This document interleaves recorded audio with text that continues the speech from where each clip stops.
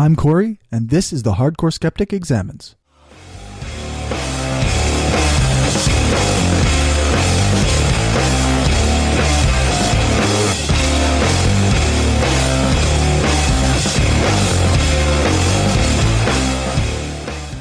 So this time around, I interviewed Randy Tyson. He's been a friend of mine for a few years now, and while we disagree on a few things, I thought it would be important to hear his views on social justice for this project.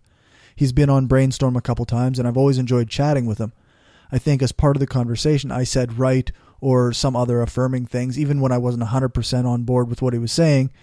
But sometimes what he said made a lot of sense, and doesn't actually contradict some of my views on social justice and much of what I think social justice advocates strive for. I'll have a few comments in the after the interview, and I found a few links to reference some of the claims he made, but during the interview I didn't push back. I felt it was really important to listen and get his perspective. I think much of what goes wrong in these conversations is exactly this unwillingness to listen. We may disagree, but hearing what they're saying gives us a better idea of, even if you're just listening so that you have a better idea of how to refute it, that's the listening is a very important aspect of that. I listened to it in the moment instead of pushing back, and so that he felt like he was being heard. And I tried to do that in all of my interviews. I hope that I accomplished that. I listened multiple times during the editing process. There was some sound issues, so hopefully I got it sounding okay. But as a result of the sound issues, I had to listen. I listened to much of this interview 4, sometimes 5 times. So I feel like I really understand where he's coming from, and while I still disagree on some of his points, I really feel like I agree on some important aspects of what he's saying. I won't go too long into my post interview comments. I think the interview stands on its own. I think that if you disagree with Randy's points, then you will know once you listen to this where you disagree. And if you agree, then perhaps you will listen to further interviews that I do that can perhaps answer some of Randy's concerns. I really appreciate Randy's input on this, but because this is over an hour long, I really am not going to say much after the fact. I just have a few quick notes that I want to go through.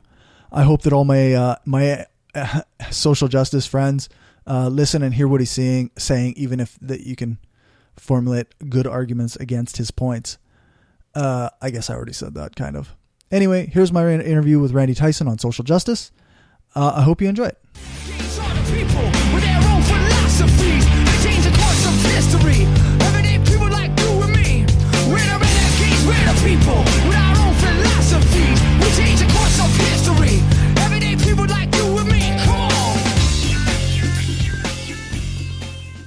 I want to start off with the question, because that I'm starting off with the same question with everybody.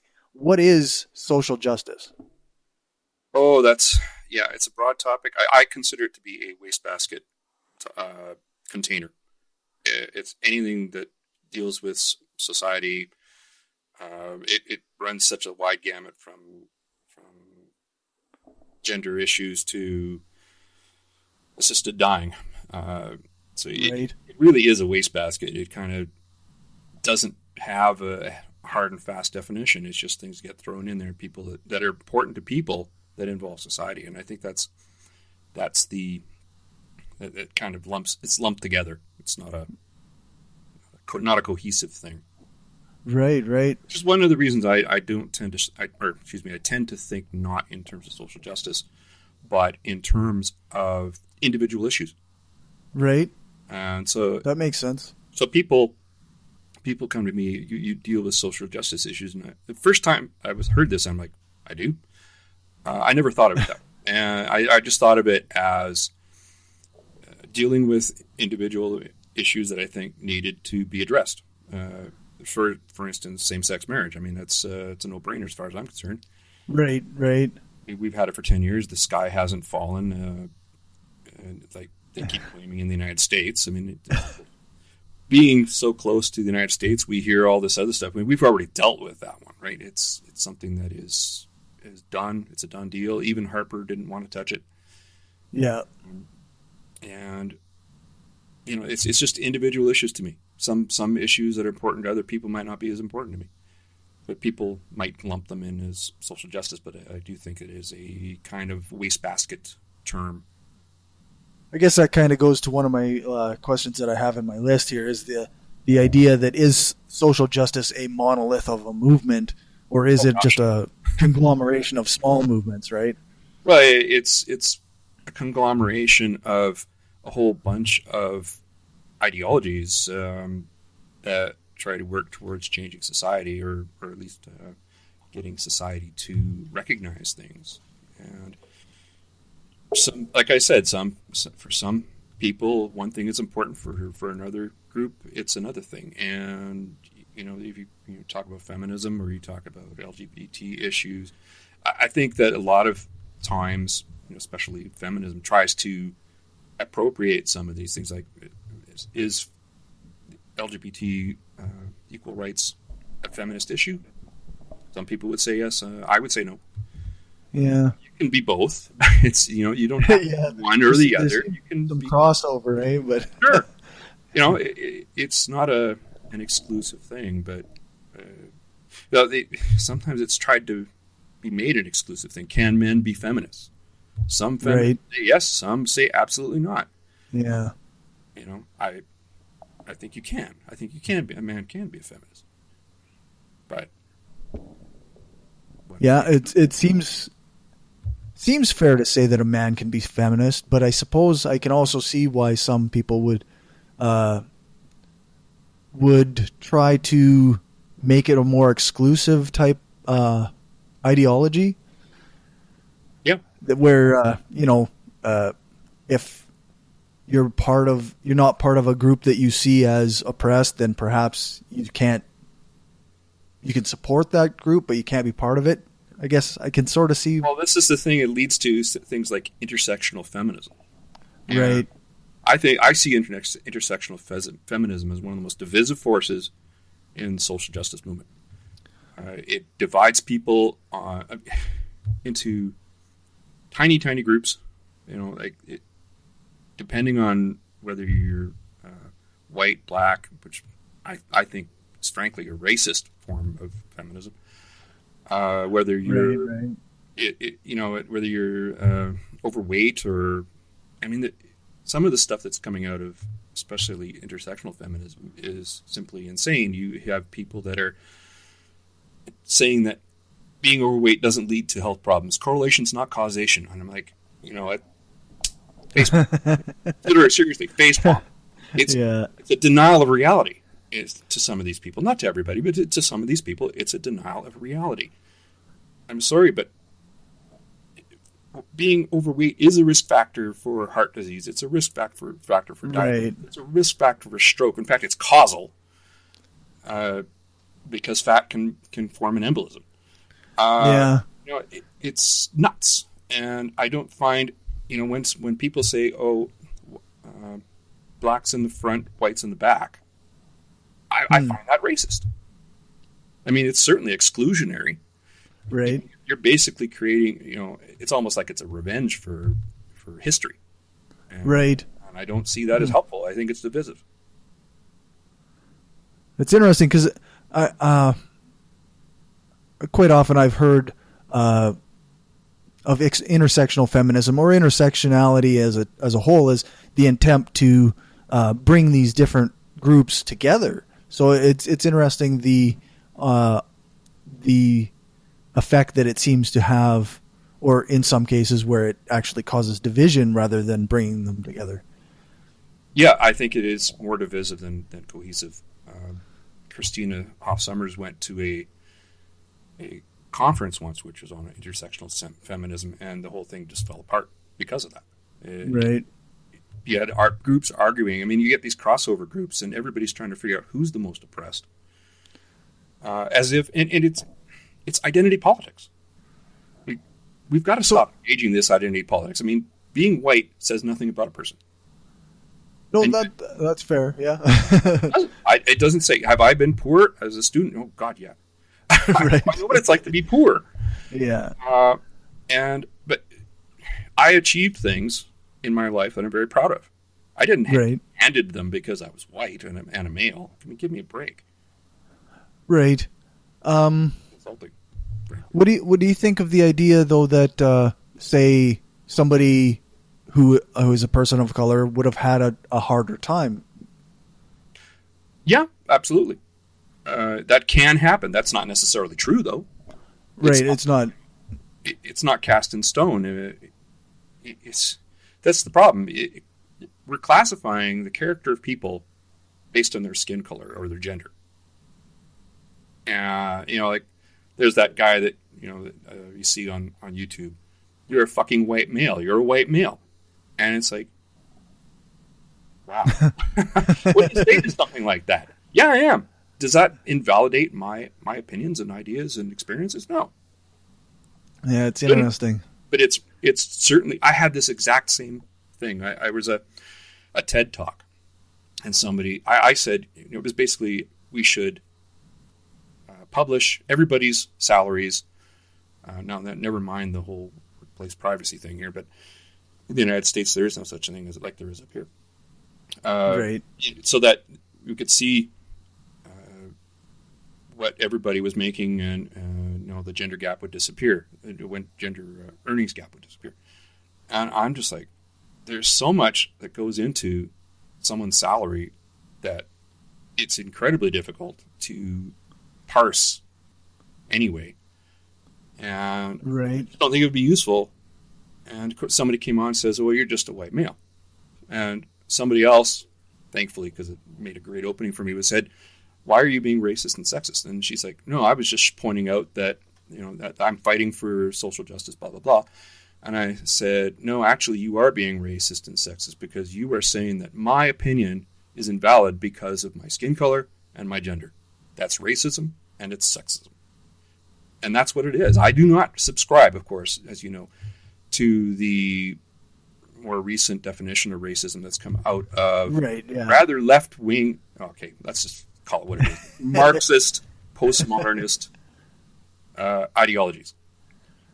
And somebody was on your page, and I asked them, okay, is it racist, or is it not racist, what happened in Baltimore, where black mobs were pulling white people from cars and beating on them?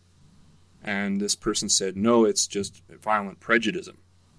Now, setting aside the moral repugnance that I felt to that person, because I do, that's just an emotional response.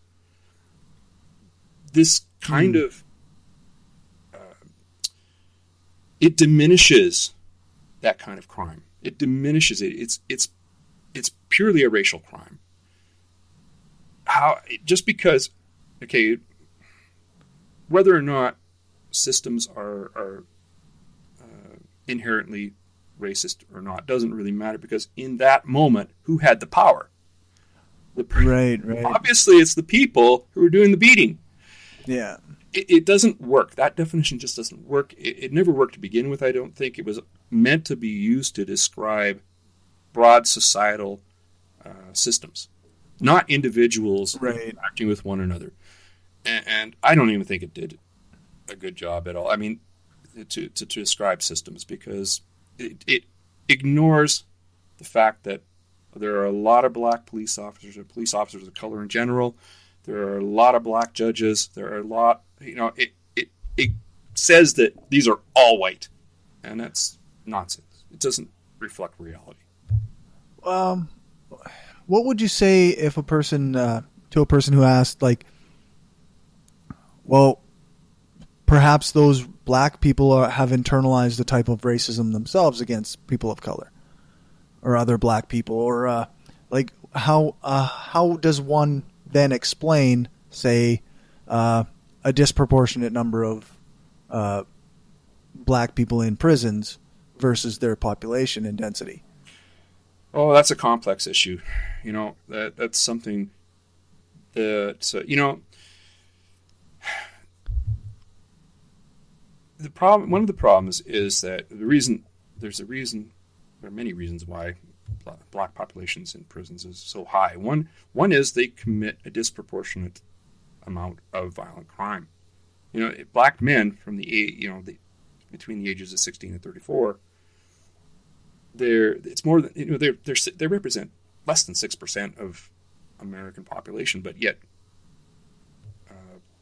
commit more than half of the violent crime in the United States. Now, we could talk about why that is. Right. That's a question, and I'm not the person who would be good at speaking to that. Right. But it seems to me that goes a long ways to explaining it. There have been some problems in the justice system, racially speaking. We still do see it. 5 to 10%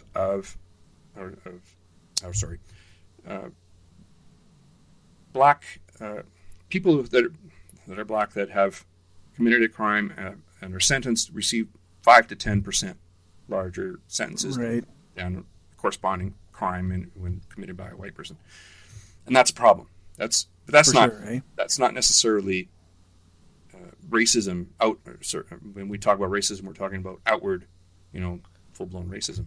It could very well be explained by implicit bias, and the justice system is working towards addressing that.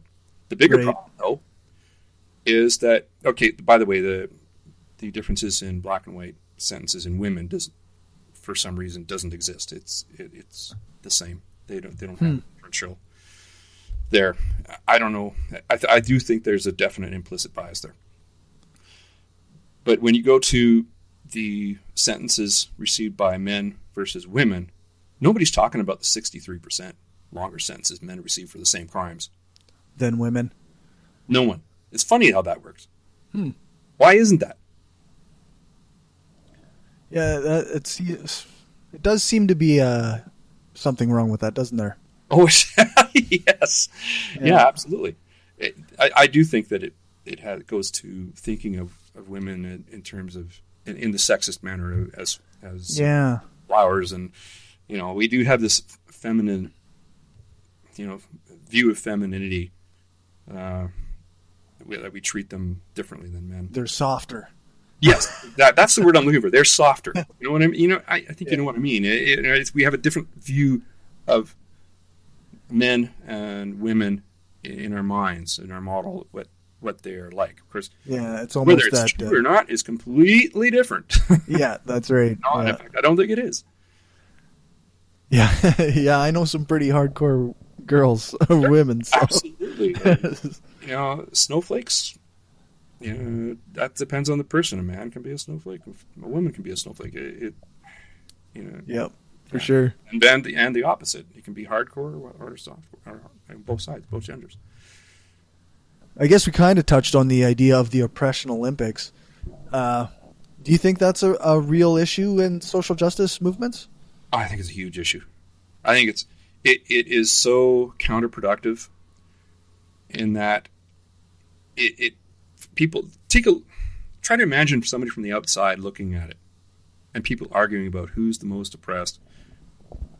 And again, I've already touched on identity politics and how I don't want to use the word problematic. I think that word has been destroyed by social justice advocates. It's taken a perfectly good word and ruined it because they so misuse it. But it is problematic in the truest sense. In other words, you got to get rid of it. Right. It's got to go because it doesn't reflect reality. So what is actually meant by identity politics? As I mentioned, if I'm a white male, I'm ascribed a set of characteristics and assumed I have what's the word? Starts with a P. Privilege? Yeah, there we go. Privilege. I don't know why that word escaped me. Assumed privilege. When I was a student, I didn't have any privilege. Nonsense. Everybody has the opportunity to go to university. And in fact, what's happening now is that there's so many scholarships out there for students that come from traditionally marginalized and disadvantaged groups. And right. there's none. And what happened in Australia recently was there was one that was for men, and boy, the hue and cry that happened. Oh no, we can't have scholarships only for men here. Like, oh my goodness, without even looking at the reason behind it. It's right. Just, it's almost to the point where it's open season on white men. Or white women, for that matter, in the feminist movement. It's shut up and listen. Literally, that's a quote from Black feminists. There's something wrong with that. It's not a discussion when only one side's talking. We're not saying that people should have their experiences invalidated, but right. I have a problem with experiences only because microaggressions. This is the perfect example. One of the areas this drives Christine, my co-host, nuts. He hates microaggressions. Microaggressions can be real, but right. 99% of the time they're not. It's totally the perception of the person who thinks they're oppressed because they add something else in their heads. Now, this one, she has a friend who was complaining that he hated it because he's a person of color. He hated it when somebody said he's very well spoken. Well, that's just a compliment. But what he's doing in his head, he's adding for a black guy.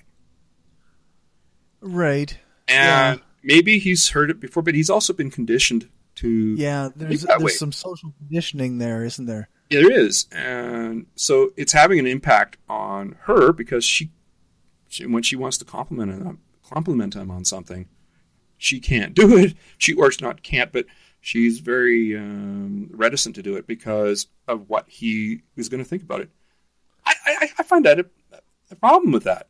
It's take the damn compliment. The person didn't necessarily mean they were surprised because they didn't think that a person of color could be eloquent. Yeah, I think it's fair to look at the context of the situation, right, rather than assuming one way or the other. Absolutely. Context matters, and this is something that I think is disappearing.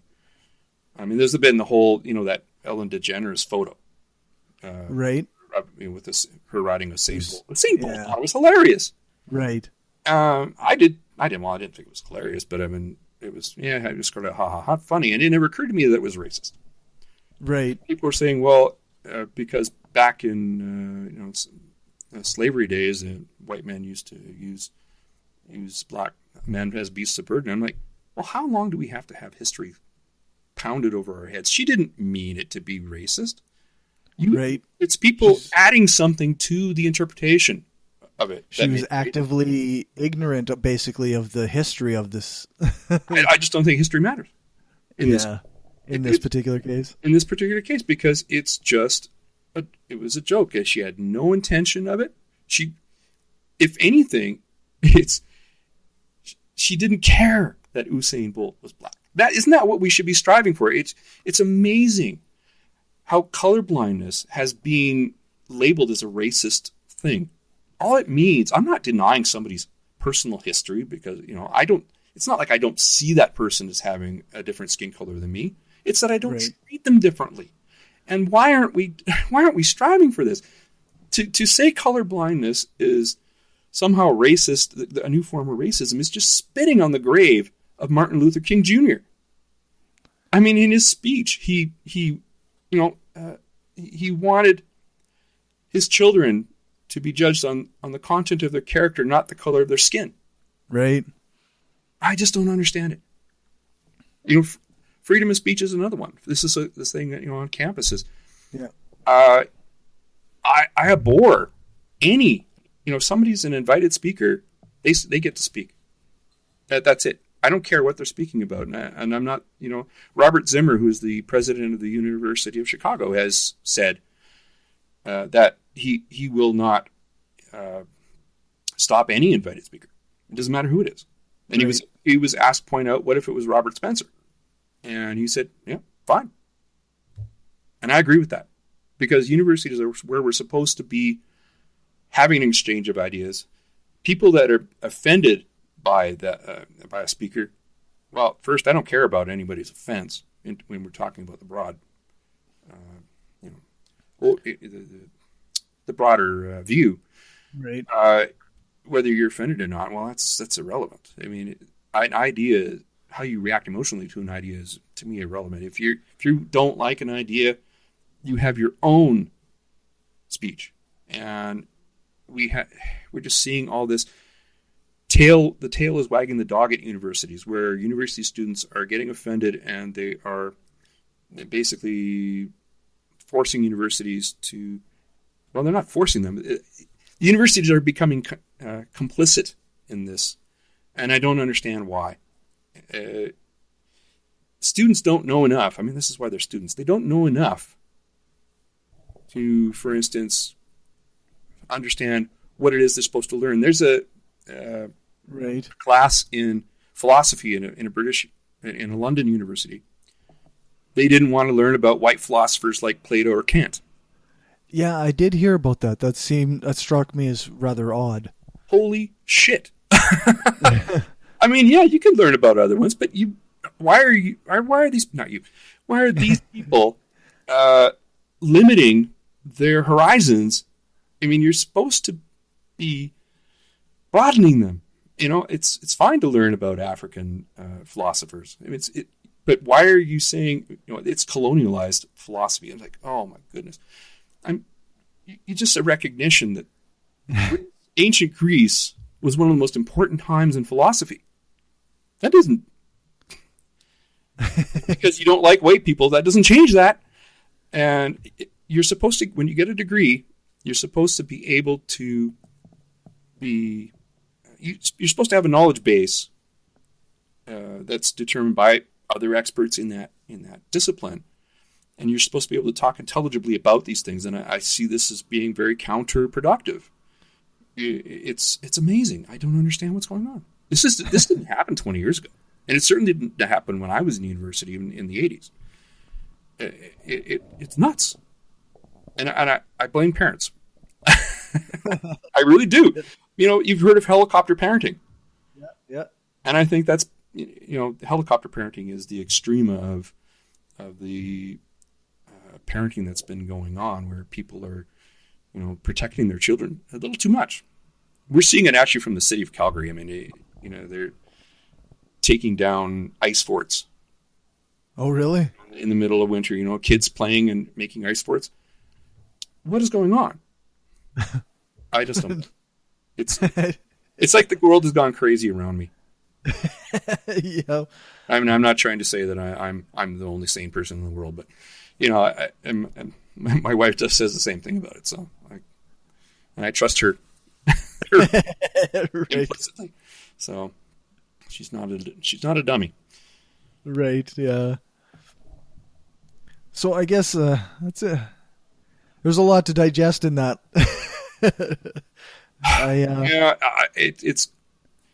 It's frustrating to watch what's going on in universities, because I'm a big proponent of universities.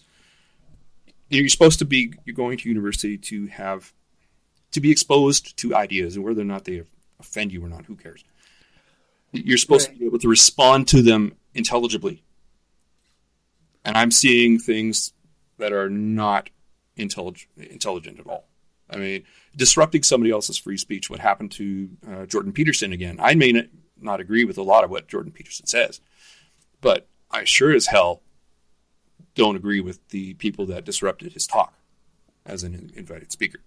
Those people are not engaging in free speech. That is, creating a disturbance is a crime. It's a minor crime, but it's still a crime. And why aren't the universities doing something about it? You can protest. I'm not saying people can't protest, but you do it in a way that promotes rational discussion. This doesn't promote rational discussion. Interrupting a speech and shutting it down because you yell louder than the guy that's talking, that's not rational discourse to me. Right. And what really saddens me is that these are the future leaders of society. It scares me. It does. Because I don't think they can think. They think it's okay not to think. That's the amazing thing. It's this tide of anti-intellectualism that is gripped the United States especially. But it's coming up here now. Do you think that's actually different than in the past, though? Yes. Oh, gosh, yes. Yeah. It seems to me that anti-intellectualism has been around. Oh, anti-intellectual? Oh, no. Okay. No, I'm just talking about the tactics. Yes, there is a history. It kind of comes and goes. We talked about this with Lawrence Krauss. And, it's in the 50s there were books written that were anti-intellectual. Right. I don't understand why people don't recognize that expertise has value. People think that their own opinions are on the same level as someone who has spent a lifetime studying in detail. Like somebody who's looked at an issue for 5 minutes. I'm sorry. But I looked it up on Google. What's that? Oh, yeah. But I looked it up on Google. Yeah, exactly. Google University. It's pluses and minuses. Yeah. The information is out there. I think it's had one of the most important effects that Google has had is in the atheist community. For sure, eh? There will be another paradigm shift. Who knows what it'll be, but these things will happen and happen and happen. But we'll steadily grow, and I hope it keeps going. But more and more people are coming out and not afraid. This is another thing. A lot of fear is a big problem in social justice community because it makes people. There's a lot of personal attacks going on. Yeah. Yeah, I mean, they eat their own. I mean, you step out of line and watch what happens when somebody dares to question the established dogma. I've known people. I'm one of them that got out of feminism because it doesn't mean I'm not a feminist. I'm just not involved in the feminist movement because I actually dared to question things. And I'm not the only one. It's one of the reasons that in the United States anyway, only 18% of women identify as feminists. And feminists are all like, why aren't they? Well, there's a lot of reasons why they're not identifying as feminists. That doesn't mean they don't believe in equality. It just means that they find the feminist movement to be kind of something about associating themselves with the label that. Yeah, it's like an issue.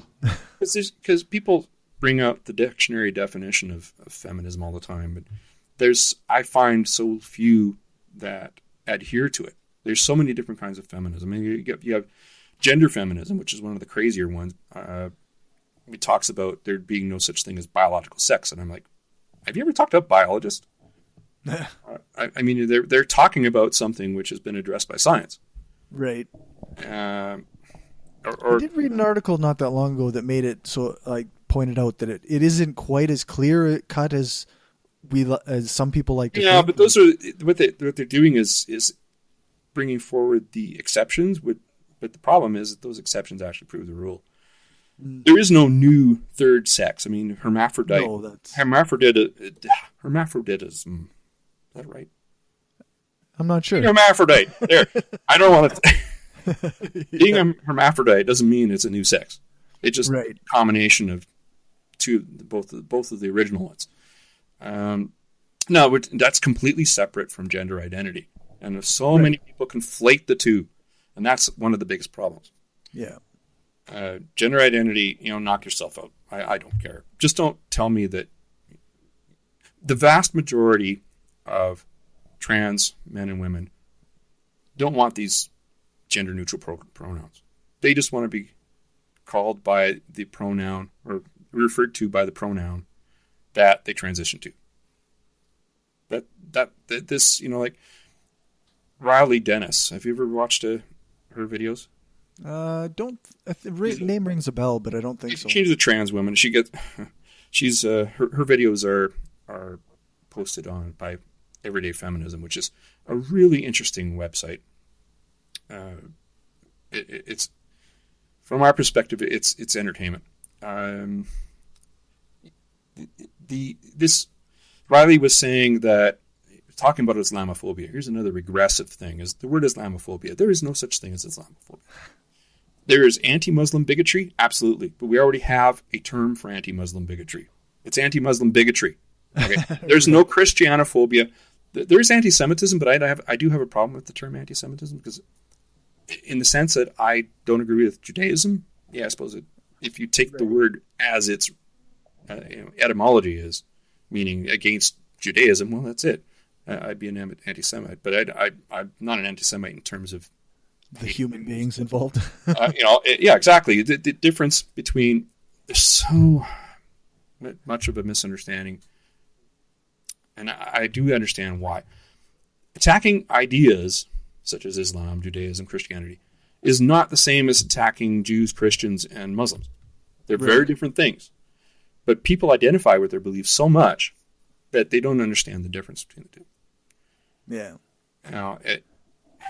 It's a problem. And this, what happened in Ottawa with Motion 103, if they'd changed the word Islamophobia to anti-Muslim bigotry, hey, great. You did the right. But they doubled down and left the word Islamophobia in. And while motions don't become law, they can, because they go to House Committee for Study. And I find it very dangerous. And it's just it's a word that is in vogue. Right? It's not even in the dictionary. It seems like so many other terms that it gets overused and it's like toxic and and used in ways that incorporate people that it shouldn't. And I mean, Islamophobia is different from anti-Semitism. Anti-Semitism, I agree with its use. It's people that hate Jewish people. Yeah, the general use of that has actually fits. Exactly. So that's why it's kind of got a love-hate relationship with that word. Right. The problem with Islamophobia is it was designed with a purpose, and it was designed to deflect any criticism of the tenets of Islam, and shame people and saying, "Oh, you just hate Muslims." No, sorry, I don't play that game. And that's the trick. Don't play the game. If you allow a word like that to take power over you, they win. And I just won't do it. So I dare people to accuse me of Islamophobia. I do. And people in jest do that, but they're just joking. Right, yeah, of course. Yeah. They're just tweaking my nose. I do have a problem with the tenets of Islam, and Islam is different from Christianity, even though the Quran is largely a carbon copy of the Old Testament. Yeah. But the thing is, people in Islam, particularly in Islamic nations, they take their religion seriously. Over here, not so much. Yeah. Christianity went through its reformation, as Ayaan Hirsi Ali likes to say. And Islam needs its Voltaire. Problem is, all the Voltaires have fatwas on their head. Yeah, they keep getting killed or under threat of death. I mean, look at Salman Rushdie. He still has a security detail. Which is, again, I guess, a criticism of a theocracy, or like the idea of theocracy, rather than of people who happen to follow a particular faith or idea, right? Yeah. Islam, people like Majid Nawaz, who used to be a Muslim extremist, an Islamist. Right. And he's proof that people can change. That we're not even going to talk about Reza Aslan, but he's something different. He actually gives cover to Islamists. Whereas Majid Nawaz does not. He recognizes that Islamism, which is the politicization of Islam, just as the politicization of Christianity, is a bad thing. Right.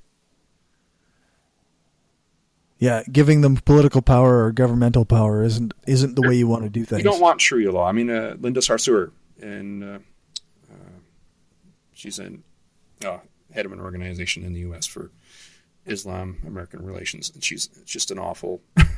This brings me to another thing. What happened at the Women's March? I think the Women's March was great. Right. But there were some rather marred facts about it. One is excluding pro-life women, or That's anti-trans. interesting. There were groups that were excluded as if they're not women and don't have a problem with Trump. Right. And there was the whole being a Muslim for a day by donning hijab. That really bothers me. It's even worse when we talk about modesty fashion. This is a new word. This is another new word. Modesty fashion. Wearing hijabs.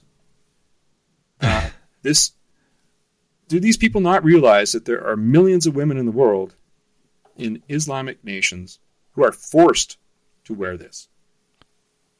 How dare they? Fetishizing. Yeah. This is fetishizing a tool of oppression. And even worse, of course, there's the niqab and the burqa. Those are even worse. I mean, it's just trying to make half of your demographic disappear. Right. And what does it say about men that they go crazy when they see a woman's hair? Oh, my goodness. That is so misandric. Yeah. I don't get modesty fashion. I just don't. Yeah, I honestly don't either. The idea that it's okay for Islam to, or an Islamic culture to cover up their women, while it's not okay for, say, an Amish or Mormons or like even a Western society to say, like, to tell people what they have to wear. Like, yeah, like in one you have people telling women what they have to wear, and in the other you have women telling people telling women what they have to wear, and it shouldn't be okay in either case. Yeah, I mean, women can wear what they want. Exactly. Big deal. But that doesn't mean that it's beyond criticism. I find this whole modesty fashion fetishization of something that is a tool of oppression. It angers me. It angers me. I mean, you can do it. Fine. It's great. But don't expect any applause from me.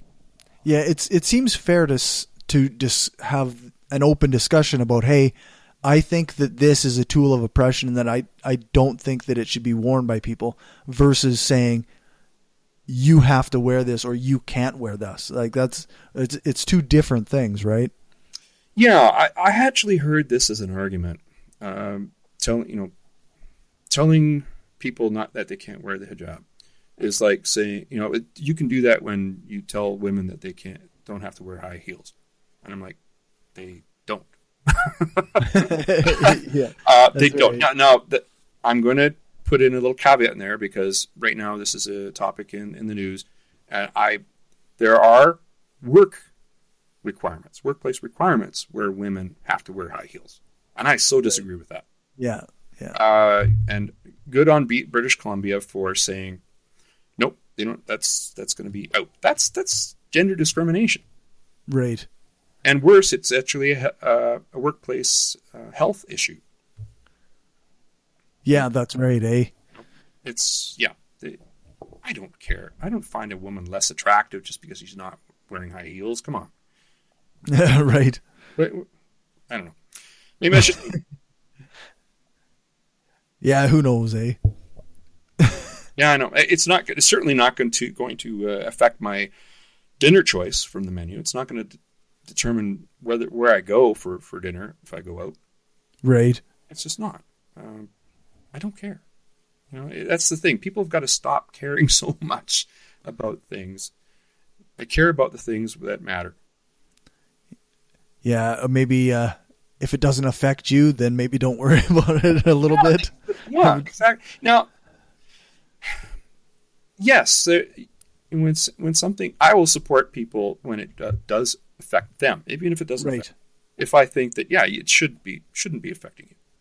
Yeah. And that's not necessarily, I mean, you hear this a lot where we're giving voice for the people that don't have voices. Who doesn't have a voice with the internet today? Right. Nobody. And a lot of that is it really is virtue signaling. Have you actually talked to those people? And quite often the answer is no. Right. It's just their own impression that this is what they will think. That's kind of patronizing. Yeah, I know I'm using a pun here, but it is patronizing. It is. I mean, I consider myself a social justice advocate, and I'm on the left side of things a lot of the times.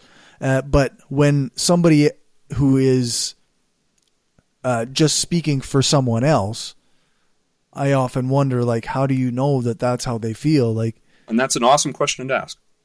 You know, if somebody else is speaking out, like if somebody's saying, well, this affects me in this way, then I'll support that person. But sure, when it's a third party saying, well, this affects that person in this way, well, this kind of runs counter to some of the things I said earlier, but not really. We're talking in generalities, so right. Different situations might require different viewpoints. Like, for instance, speaking up for, like I said before, that people's experiences don't necessarily matter, but sometimes they do. I mean, right. it depends on what those are. People's experiences are often just the perceptions. When that's the case, I don't care. I mean, it's just a perception. Right. I'll do what I can to say, hey, maybe there's a different way of looking at this. And I hope people do the same with me. And that's fine. But when people, say, shut up and listen, well, you just lost me. I'm just walking out the door. I'm not interested anymore. I'm interested in discussion. I'm interested in ideas. And yes, sometimes I'm going to get offended. Not that matters. But I'm right. An emotional response. It's my responsibility. My offense is my responsibility. This is one of the big problems, I think, of today. People think that they are not responsible for their offense. That other people have offended them. No. You chose to respond that way. Right. Just because you did think about it doesn't mean that you've abrogated your responsibilities. Think about it. If we thought that offense was the other person's fault, road rage incidents, we wouldn't be prosecuting somebody taking a golf club out and bashing somebody else's car. We would be going after the person who was actually attacked. No, the law recognizes that. Yeah. We're responsible for our own reactions, and I think that this is view now that it's other people's fault that we got offended. I don't agree with that. Yeah, no, it seems reasonable.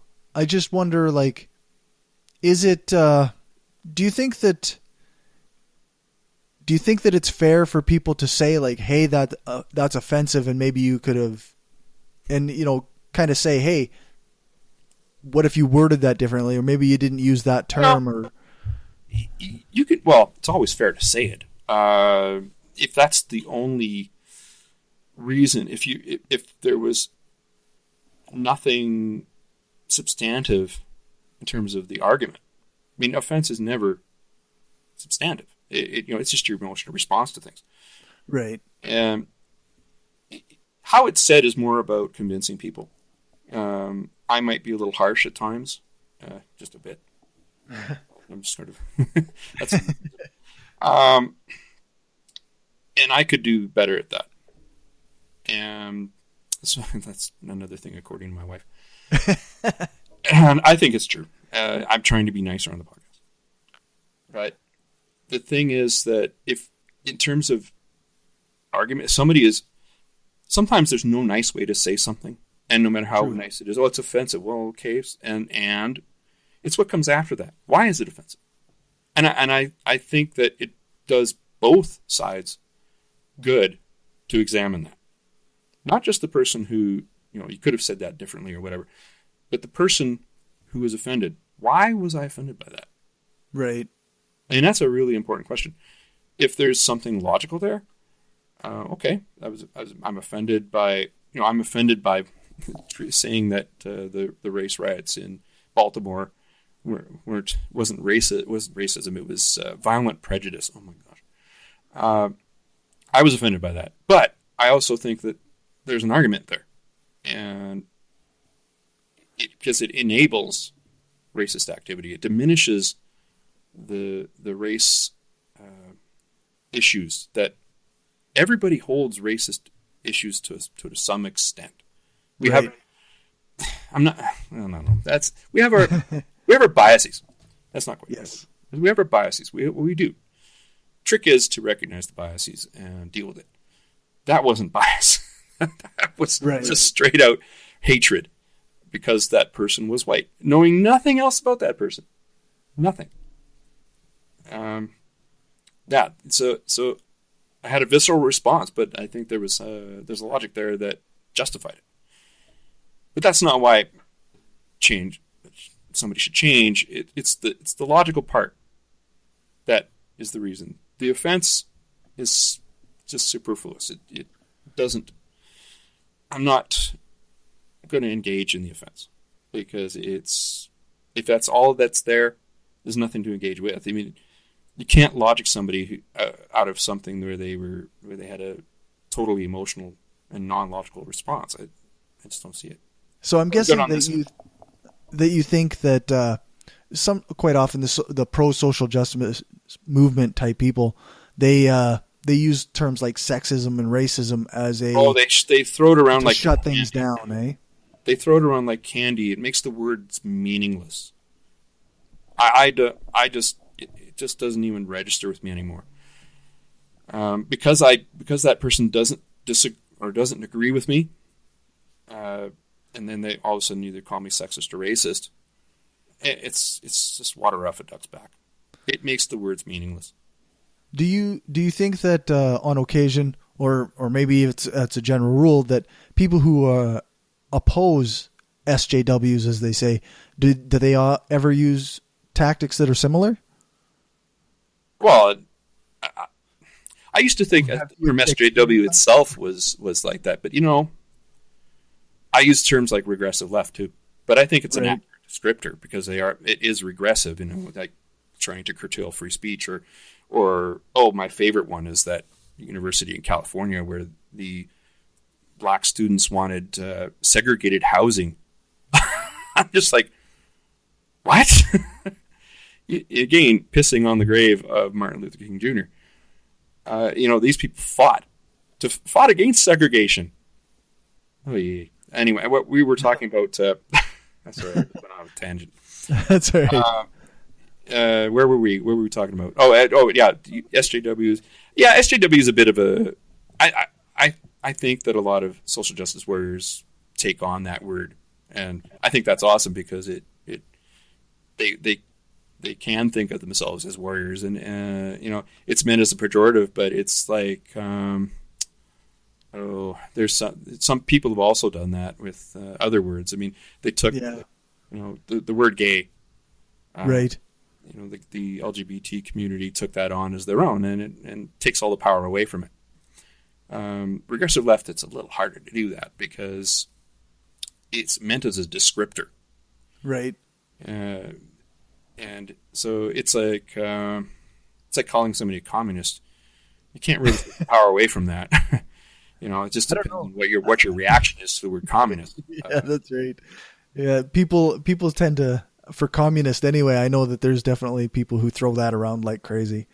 Oh yeah, especially in America. I mean, you hear the word socialist, and not you, but an American. It means bad. I'm an American, and I don't fear the word socialist. I mean, I live up here for crying out loud. We have socialized medicine.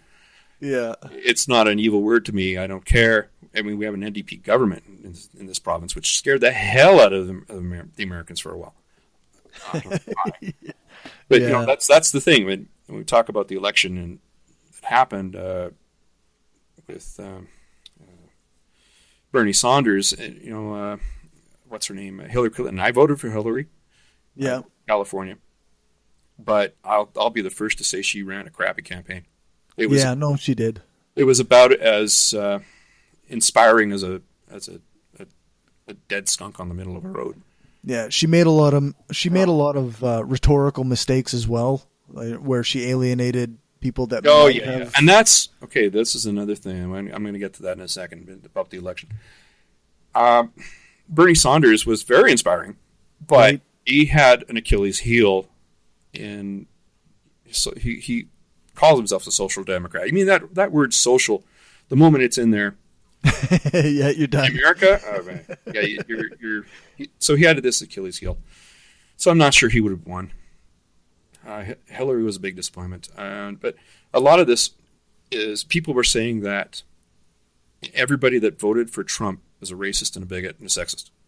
Right. Don't do that. Just don't do that, because it's not true. Yes, there were racists, bigots, and sexists that voted for Donald Trump. I'm not going to pretend, but I'm also going to say that people were telling the world why they were voting for Donald Trump, and it had nothing to do with that. It had to do a lot with the PC climate, PC. I found that from what I saw anyway, there was a lot of Correct. There we go. a lot of economic issues, people that weren't getting addressed, and he promised them jobs, and he promised to fix these economic issues. You want to hear that? Whether he could or not wasn't an issue. He was the only one talking about it.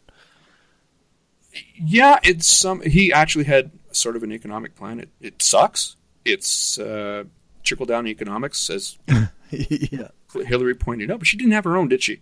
No, that's right. That's the problem. Trump was talking about manufacturing jobs going overseas. Well, they didn't go overseas. They just disappeared. Automation has taken those jobs away. They're not coming back. No, that's right. It's what took one person to create two things, and now it's one person creating 10 things. It's just efficiency is increased, and we're on the road to something which is very interesting. The Expanse. Have you ever read The Expanse or watched it on TV? Yeah, I've been watching it a little bit. Like, I think I watched the first season, and then I haven't watched the second yet. The books are really good too.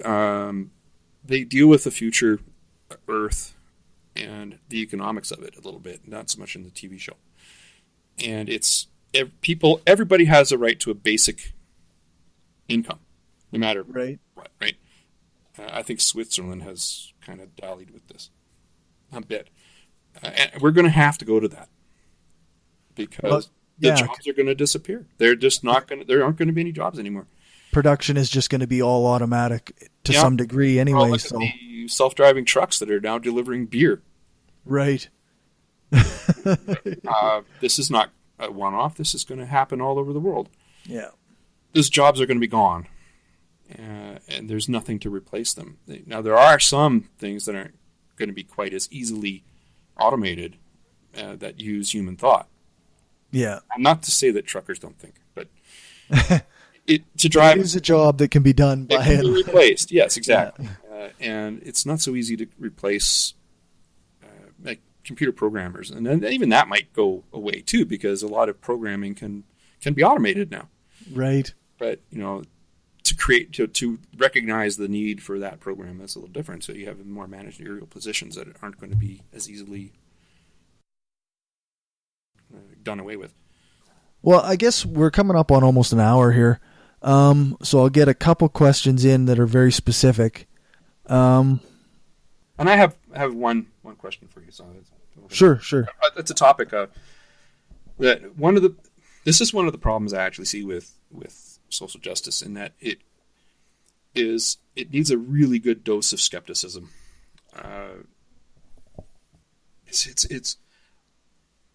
Here's one. I've got two examples. Okay.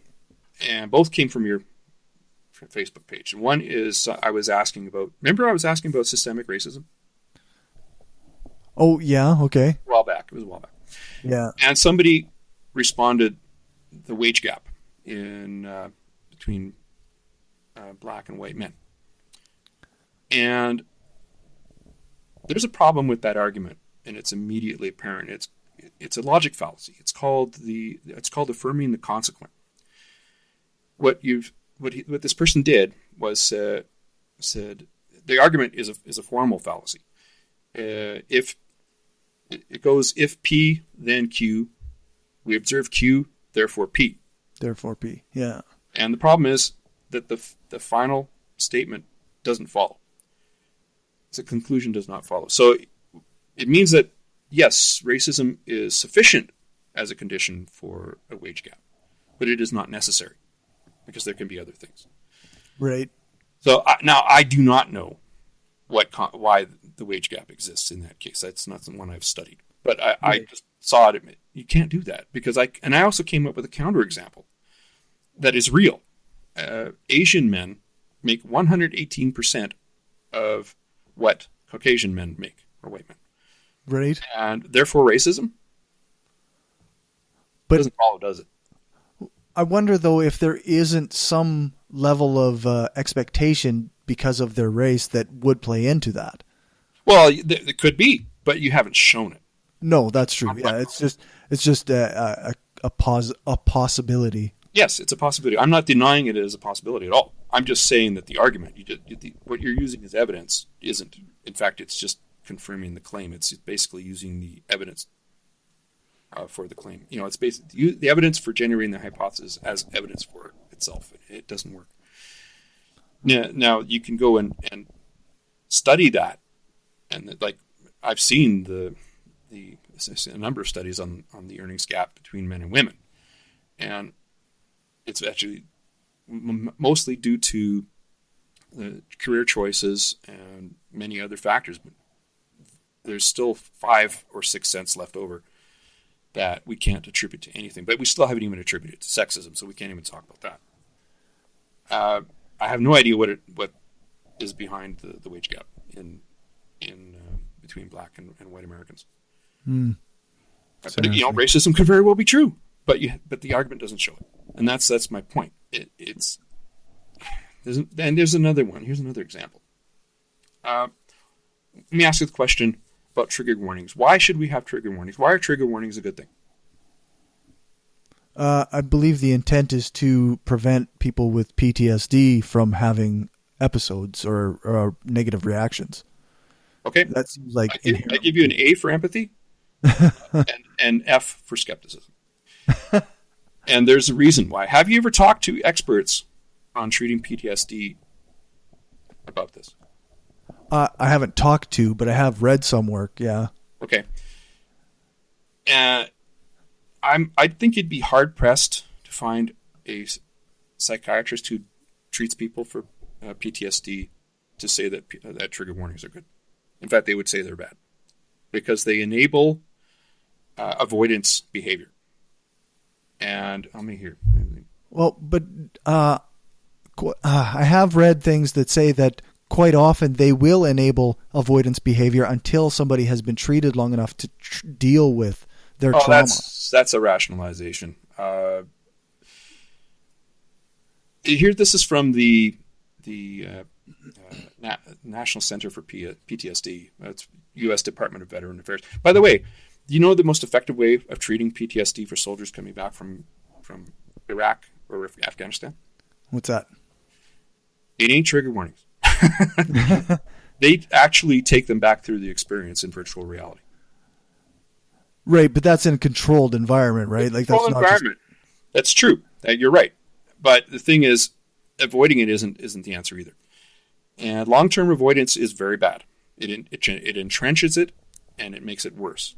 And what trigger warnings do is they enable this avoidance behavior. Here's what they say. Avoidance is a common reaction to trauma. It is natural to want to avoid thinking about or feeling emotions about a stressful event. But when avoidance is extreme or when it's the main way you cope, it can interfere with your emotional recovery and healing. And I was reading about another case, an actual case. This psychiatrist was treating a woman for PTSD. Obviously, this was in another country because this woman was tortured and forced to sign a blank sheet of paper so that, basically they can write whatever they want as some kind of a confession. And what do you think was her trigger? Signing her name? No, it's the color white. Okay, like the page? Yes, she couldn't even wear white socks. Now, how would trigger warnings be able to ever encompass all the potential triggers? Well, yeah, that's a fair criticism. It can't really encompass every possible. And it's just not possible. But we shouldn't be. We really shouldn't be enabling people that way. Well, and I don't believe that they actually relive the experience. And most of the time when people talk about PTSD, trigger warnings, it's because, it makes me uncomfortable. Who cares? That's half of why you're going to university. And you're supposed to be able to deal with uncomfortable ideas. So we're talking about people who've had actual real trauma. And what we should be doing is offering, and we do, offer on-campus real help. And that's where real counseling. Counseling. People should, if they have traumatic events in their lives, they definitely should be seeing a counselor. But trigger warnings tell people they're broken. I don't find any positive in it. It tells them they're broken, and that it almost feeds into a narcissistic victim syndrome, where you play on that. I know Robert Zimmer has talked about this a bit. I got to find. I'll leave it, but he's talked about it too. The University of Chicago has said, no, we're not going to have trigger warnings, or definitely not safe spaces. Safe spaces are out. I mean, at a university, you've got to be kidding me. It's antithetical to the purpose of university. Well, isn't there a difference between the idea of having a campus as a safe space and having a safe space for a particular person or group within a campus? Well, there are already campus clubs, right? Where people get together, like-minded, share common interests, and that's fine. There's no problem with that.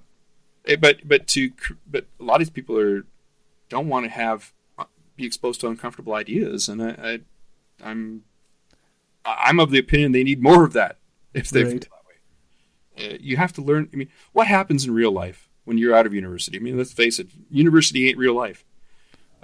It's not, and life's going to eat them alive. And part of a university is preparing people for a career, and part of them is helping them deal with real life. Yeah. And I just don't see safe space. When we talk about safe spaces, when I talk about safe space as a university, well, one is you're safe from physical harm. Right. That should be true everywhere. That should be true everywhere, yeah. And so it's kind of a banal kind of safe space. The other is ideas can be considered regardless of how someone feels about them. I mean, you can entertain ideas that without having to agree with them. I mean, that's the mark of a thinker. Right. And people now are like, oh, I don't agree with that, so I don't want to think about that kind of safe. Forget it. Grow up. And that's self-infantilization at universities and tail wagging. The one thing that I've heard more about safe spaces than is the idea that it was originally intended for LGBTQ groups, and so that they could go someplace where they wouldn't be even verbally attacked, say by Christians or religious people. People that are doing the verbal attacking should be either suspended or expelled. That's where it comes to fit the whole idea of physical harm. We're talking about rational discourse when we're talking about my country. Right. I'm not talking about people actually attacking. That is out of bounds and has been for a long, long time. It should be. Right. You don't do that. And so, but there have been LGBT campus groups for a long time too.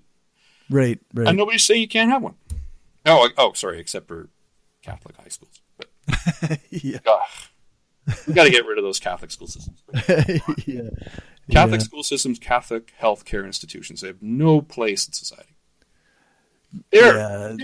There's a social justice issue I can get behind. Let's get behind that. Get rid of religion-based schooling, at least in terms of government funding, and Catholic in particular. There are some other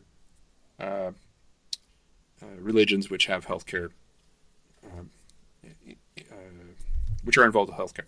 Yeah. In But Canada, there's a lot of it's Catholic, though, right? But a lot of it's Catholic. And what we're seeing now is, 90+% of palliative care and hospice beds are controlled by Catholic institutions, which will not acquiesce to requests for medical assistance in dying.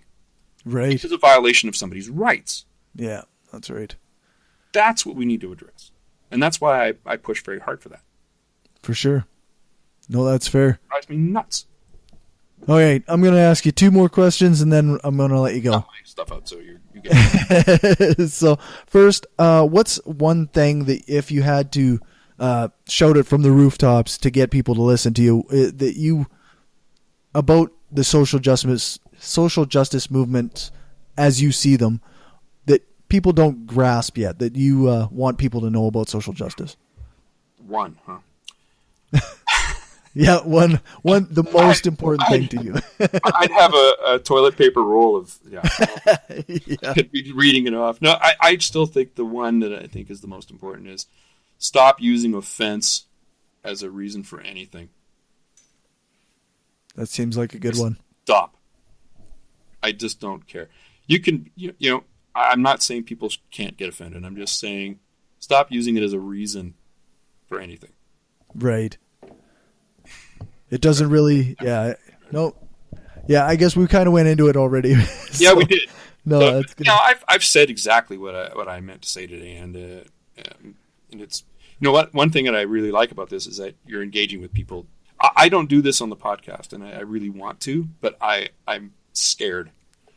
I'm scared of it because, not because I'm worried about my own ideas. I think about these things all the time. I'm pretty comfortable, and I've heard pretty much most of the, if not all the arguments that are out there against my position, and I think that those stones have bounced off as far as at least in terms of my comfort with my ideas. Right. So I don't want to mistreat people. I really don't know if I could do it, and part of me wants to do it just to see if I can, and part of me wants to do that because I know Christine wants to have somebody who's in social justice. There's I keep saying pro-life on this. I never say pro-life. Anti-choice. Okay. Anti-choice right. atheist that Christine wants to have on, and I just don't know if I could handle it. Right, yeah. It would be a tough conversation to control yourself with, eh? Yeah, I know. I'm going to have to just be a moderator and just shut up. Right. I just stay right out of it as much as I can because I don't know if I could engage. It's tough. You had one more question, I think. Yeah, I got one more. So if you had to say criticize your own perspective or your own side or the people you agree with, what do you think is a position that those people or your side, what do you think is a position that they hold that is maybe wrong or needs more refining? Wow. Aside from the drama on the YouTube channels, I just hate drama. It's everywhere. I mean, it's whether it's inside the social justice advocacy community or the anti-SJWs. They're all about drama. I'm just like, oh, cut it out. I just don't care. I think both sides have issues when it comes to motivated reasoning. Right. It's very easy to. I'm sure I engage in it too. Very motivated reasoning is such an easy thing to get into. We tend to look at the evidence that confirms our position and don't also look for the disconfirming evidence. And that's one of the things I'm trying to stress these days, because you can confirm your bias in looking at the literature very easily. And if you don't look at the disconfirming evidence, you're not being skeptical. Yeah, you're always going to end up. You can can always find stuff that agrees with you. Yeah, you can. And it's tough to look at that evidence that it doesn't agree with you, but it's the only way you're going to change your mind. Yep. No, that sounds right. Well, thanks, Randy. This is where you get to plug whatever you want. Plug whatever I want. Well, I plug the podcast. Legion of Reason Diversion, which spells out Lord. I wish I could take it. That's Nathan. Is that why you added the D? Yes, that's why I added the D. I had to figure out. Well, it was Nathan Phelps's idea, and I'm like, let's see, what can I add? And I thought, diversion, I like that. So the word was mine, but not the idea. We were on YouTube and we're on iTunes, and I don't even know what podcatchers. I cast a broad net, and right. Just to get as many listeners out there. If you disagree with me, that's fine. Everybody's allowed to disagree with everybody else. Nobody should take offense. We're humans after all, right? People disagree all the time, but that's what leads to discourse and discussion. People don't always agree with me on the podcast. Christine doesn't always agree with me. Right. And that's fine. But at the end of the day, we're still friends, and that's the way it should be. No, that's good. Well, thanks, Randy. I appreciate you coming on.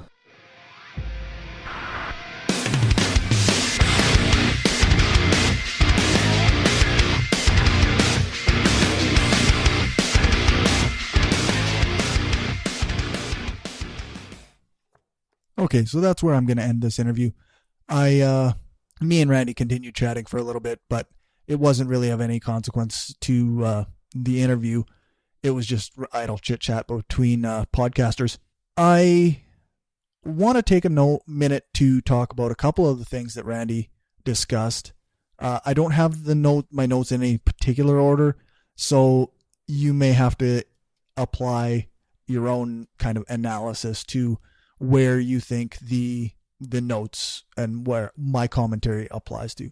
But first, I want to say thanks again to Randy. That was really cool of him to come on and talk about his views. I know that quite often people are worried about expressing their views, and I know he said that he's not worried about his views being out there because he's given a lot of thought. Sometimes people worry about that, and I really appreciate him coming on and talking to me. So I want to be as brief as possible because I don't want to take any more of your time out of your lives. This was over an hour, this interview, and with an intro and an outro, this could take forever. But anyway, first I want to address intersectionality. I want to say that in my experience, intersectionality and intersectional activists are generally just striving for a balance. They're trying to help other people have their voice so that their experiences can be heard as well. And I realize we discussed in this interview that everybody has a voice on the internet today, but quite often these voices get muted out by more powerful voices. And I think that that's kind of what intersectionality is kind of trying to avoid. It's trying to help everybody express themselves and be heard by as many people as they can be. I think that's kind of what intersectionality is. I know that not everybody agrees with that. Somewhere in this conversation, Randy made the claim that black men, Black men commit almost half the violent crimes in the U.S. when the percentage of the population that they represent is very small. I think the number he said was 6%, but I think the number is actually closer to 13. I could be wrong on that though. I was just going through my notes here the other day when I was listening and editing the episode. I have a few links. They don't really pick a side as far as I can tell. Well, one of them does for sure. And one of them is definitely just an opinion piece. But I have the UCR-FBI.gov crime stats from 2012 table in the notes. And I've got a channel4.com actually did a fact check on this. And I thought it was quite a good piece. It doesn't draw any conclusions per se one way or the other as to why this might be. But it does confirm that quite a disproportionate number of violent crimes is being done by black men. The other two pieces don't really paint the same picture. I'm not sure what the table portrays from the FBI. I think that it depends on what you're classifying as a violent crime in some cases, but it's worth looking at a little deeper. The why do men getting sentenced to 63% longer sentences than women. I have two links there that talk about this. One from the HuffPo from 2012. It does talk about this. This is a thing that happens, and honestly, there isn't a lot of conversation about it. I found one feminist website that was looking at it, but it was just an opinion piece. There wasn't much to it. There wasn't much statistical information or solutions from what I could see. There wasn't a lot of activism. There's not a lot of activism involved in looking at this. I mean, me and Randy kind of discuss what we think the issue is, but there's nothing definitively saying one way or the other what is going on with that. I think that the something that Randy brought up, I think almost without thinking, like he talked about not using implicit bias or not calling implicit bias. When we talk about racism, we talk about explicit, outright racism. And I think that's an interesting conversation to be had. I think that the implicit bias is a type of racism, but at the same time, I can see where one would not want to classify that as racism in the way that we often think of racism. Like, implicit bias certainly has a place in this conversation of where systemic racism is, or what is occurring in society with racial issues. But it's interesting to discuss. Is implicit bias actual racism, or is it a different category? Something else, color blindness. I think people are using different definitions of this. The way Randy seemed to imply it was that we shouldn't be addressing people as anything other than people. We really shouldn't be seeing them as black or white or brown or red or, what have you. But I think that when people who are in social justice talk about color blindness, they're talking about color blindness as in like the seemingly ignoring of issues that occur when one is a part of a population that isn't the quote unquote norm. Like, and it's hard for me to really say this in a proper way because I am a white dude.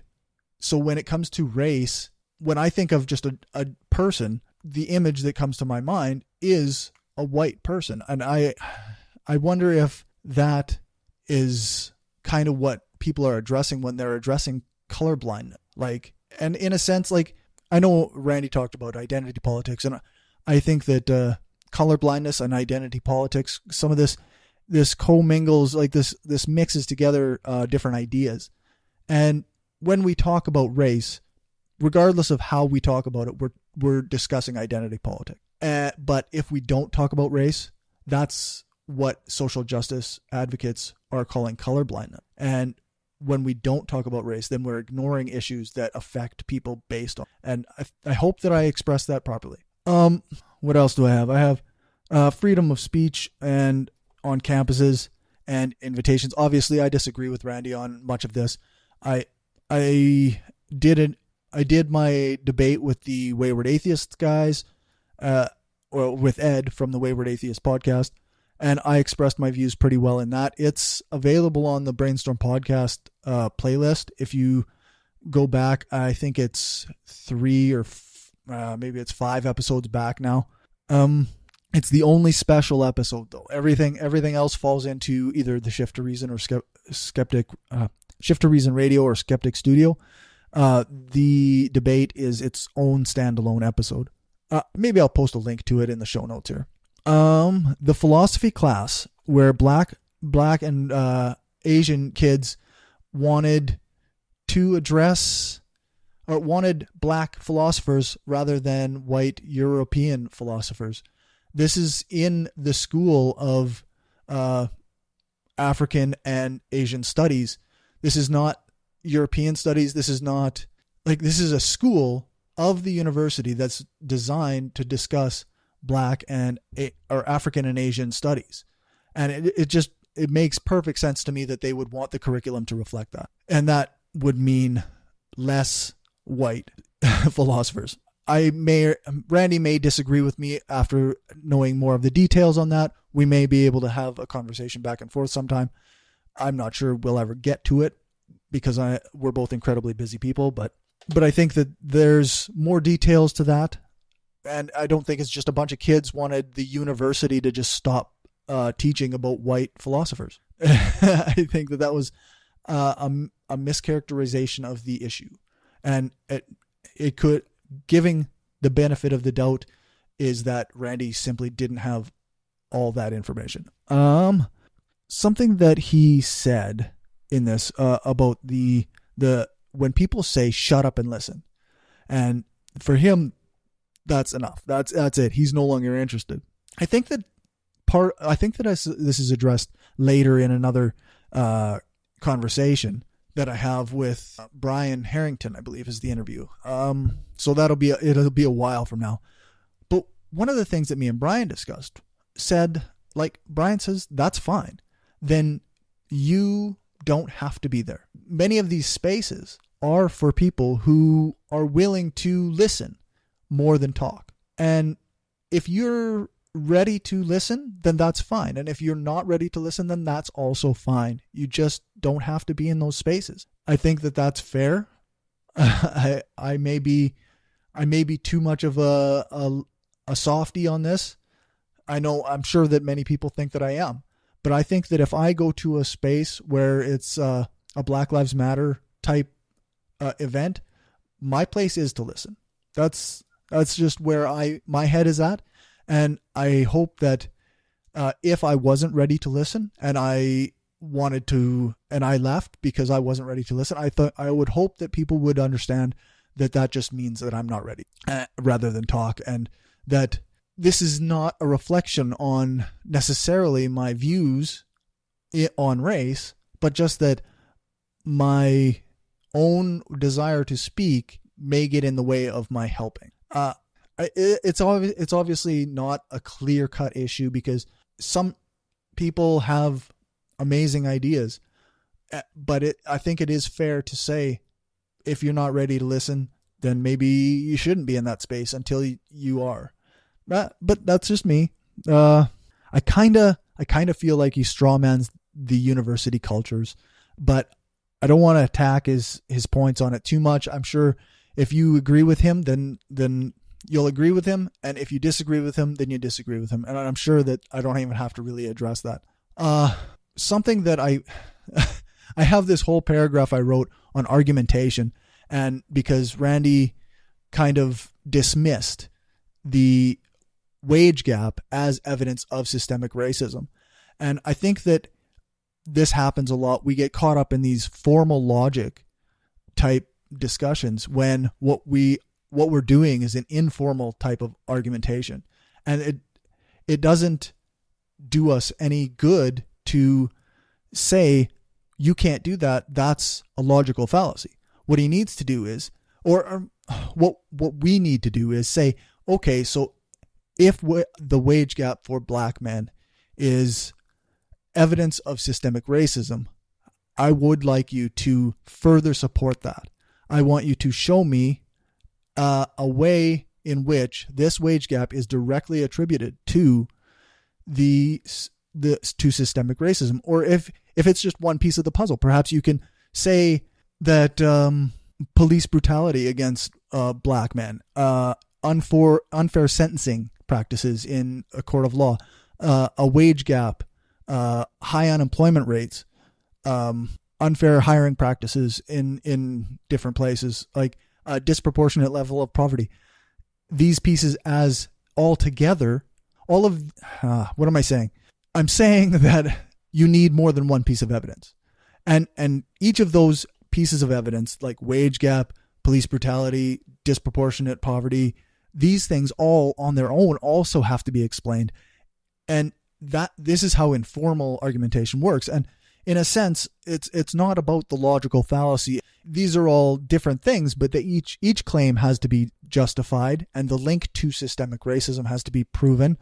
And I know that asking for this stuff seems like a lot, but if we want to draw conclusions from, if you want to draw a line from the wage gap to systemic racism, then there has to be a warrant. You have to have a warrant for that inference. I'm sorry if I'm getting too deep into the argumentation process of it, and less focus on the content of the argument, because the content and the argumentation process aren't separate in informal arguments. So that's just, I had this note and I wanted to kind of get that off my chest. I kind of think that dismissing the wage gap as evidence of the systemic racism is a mistake, even though it's technically a logical fallacy. We are not engaging in a formal debate. We are engaged in informal argumentation, and it can be a piece of the larger puzzle if the evidence supports it. I want to emphasize that as well, because that's where most of these conversations end, is in the justification of evidence, the evidence that is not necessary, and the justification of using it in the way that it's being. Okay, enough on that. And the final thing is that I actually cover PTSD and trigger warnings with a later interview, and I will say that I end up on the same side of it as I did before. I think that part of this pushback on trigger warnings is a misunderstanding of the way that therapy works. You can't just have triggering content anywhere, like, and call it bad to prevent people from seeing that. Like, avoidance behavior is necessary in many ways until a person has processed the trauma until enough to deal with those triggers. Like immersion therapy or therapy, exposure therapy to triggers is not done out in the world. It's not done randomly. You don't you do your best to control yourself and control your environment until you can come into contact with those things in a controlled way. And I think we kind of touched on that a little bit, but I just wanted to emphasize that after the fact.